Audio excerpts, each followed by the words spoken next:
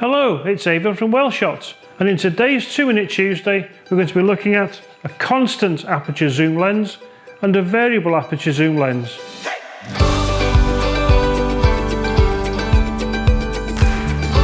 So what's the difference?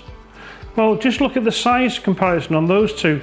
Believe it or not, both these are the same focal length. They're both 40mm to 150mm on my Micro Four Thirds Olympus camera system.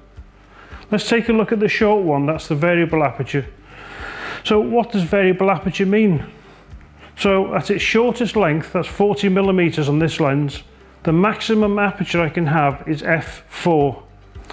But as I extend the lens out, so I zoom out to 150, the lens extends and I lose one stop of light as it goes to 5.6.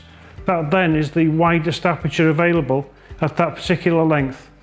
So that's what variable aperture means. It's one particular f-stop at the bottom end and it closes down as you zoom through the range until you reach the maximum on this one, which is 150, and you lose a whole stop of light when you get to the maximum length. The constant one, however, has a maximum aperture of 2.8. That 2.8 remains constant, as it says, all the way through the range.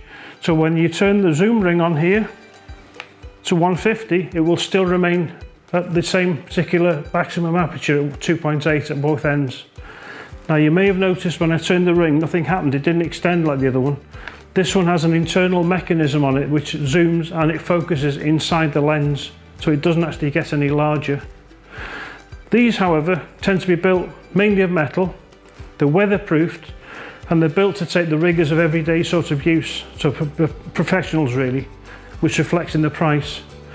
The maximum aperture can be really handy if you're out shooting in low light or if you're doing sport or anything particularly fast.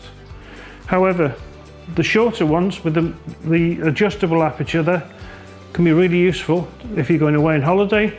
Nice and light to pop in your camera bag, they don't take up a lot of space and they do the job just fine, and they give you the same magnification as the longer lens do. I hope you found this useful. Thank you for watching, and I'll see you in the next one.